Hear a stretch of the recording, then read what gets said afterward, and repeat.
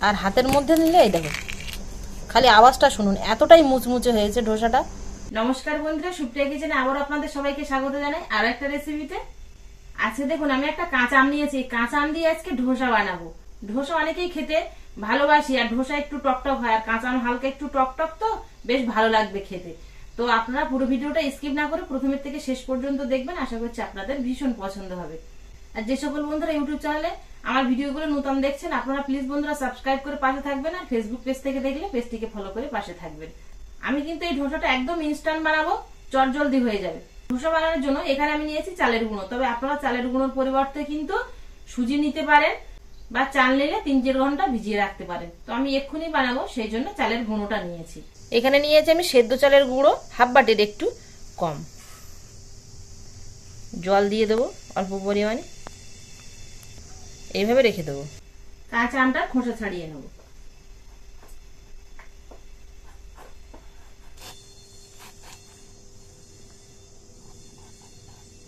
আমটা একটু এঁচড় হয়ে গেছে, তাই সাইড দিয়ে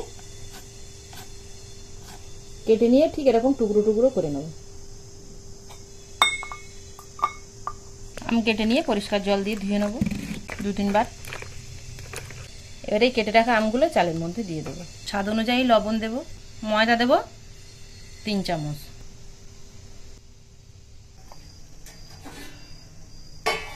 এখানে নিয়েছি জল ঝরানো টক দই 3 চামচ, এর মধ্যে দিয়ে দেবো। সবকিছু দিয়ে নিয়েছি একসাথে, এবার ফাইন পেস্ট করে আনবো। বেশ মিহি পেস্ট করে এনেছি, আর ঠিক ঘনত্বটা ঠিক এরকম রেখেছি। এবার ধোসার জন্য একটা আলুর পুর বানিয়ে নেব। কড়া বসিয়ে দিয়েছি, গরম হয়ে গেছে, তেল দিয়ে দেবো। 2টো শুকনো লঙ্কা চেরা, কালো সর্ষে, সবকিছু মশলা 40 থেকে 50 সেকেন্ড মতো ভেজে নিয়েছি। সেদ্ধ করে ম্যাশ করে রাখা আলু দিয়ে দেবো এর মধ্যে।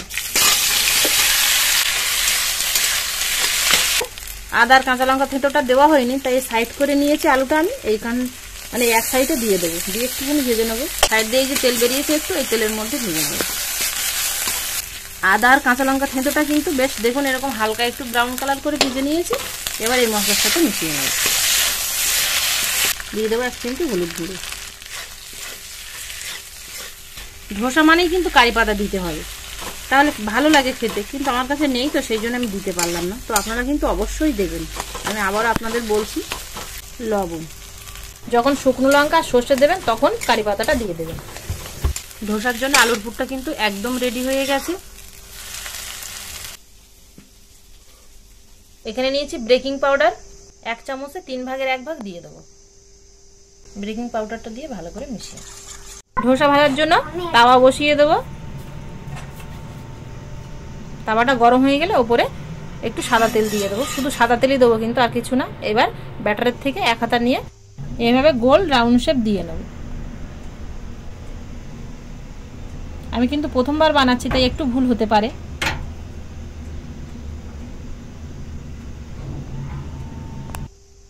আস্তে আস্তে দেখুন ধোসাটা এরকম ফুলে উঠছে। এবার আর যে আলুর পুরটা বানিয়ে রেখেছিলাম ধোসার একটা সাইডে দিয়ে দেবো। ধোসাটা হয়ে গেছে। এবার হালকা করে, প্রথমে একটু অসুবিধা হচ্ছে, একটা সাইড উল্টিয়ে উপর সাইডে দিয়ে দেওয়া যাবে। দেখুন হয়ে গেছে একটা ধোসা। এবার তুলে নেব।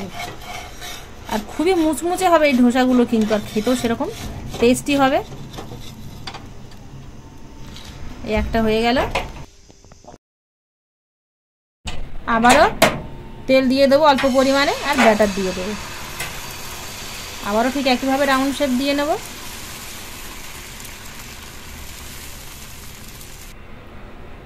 1-2 মিনিট হয়ে গেলে ওপর দিয়ে একটু হালকা করে সাদা তেল দিয়ে দেবো। এই ধোসাটা হয়ে গেছে, দেখুন এই যে উঠে আসছে। এবার আলুর পুর নিয়ে আবারও ধোসার একটা সাইডে দিয়ে দেবো। এবার একটা সাইড উল্টিয়ে অপর সাইডের সঙ্গে এইভাবে জড়িয়ে দেবো। কতটা মুচমুচে হয়েছে দেখুন। আর একটা হয়ে গেল। এইভাবে কিন্তু বাকি ধোসাগুলো সব বানিয়ে নেব। ধোসাগুলো সব ভেজে নিয়েছি, আর এই ধোসাগুলো কতটা মুচমুচে হয়েছে আপনাদের একবার না দেখালে আপনারা বিশ্বাস করতে পারবেন না। দেখুন হাত দিয়ে ভাঙছে, আর কিন্তু এরকম মড়মড় করে ভেঙে যাচ্ছে। আর হাতের মধ্যে নিলে এই দেখো, খালি আওয়াজটা শুনুন, এতটাই মুচমুচে হয়েছে ধোসাটা। আর এই ধোসাটা কিন্তু 7-8 ঘন্টা এইভাবেই মুচমুচে থাকবে।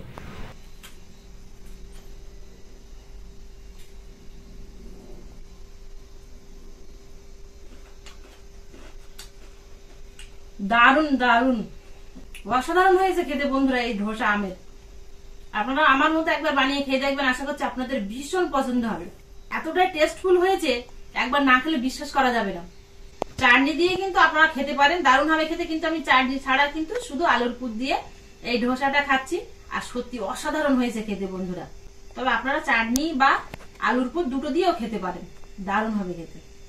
রেসিপিটা বানিয়ে খাওয়ার পরে আপনাদের কাছে কেমন লাগলো অবশ্যই বন্ধুরা কমেন্টে জানাবেন। আর ভালো লাগলে প্লিজ লাইক করতে ভুল করবেন, আর আপনাদের বন্ধুদের কাছে অবশ্যই শেয়ার করবেন। আবার দেখা হবে আপনাদের সাথে পরবর্তী নতুন কোনো রেসিপিতে। ততক্ষণ আপনারা সবাই ভালো থাকবেন ও সুস্থ থাকবেন।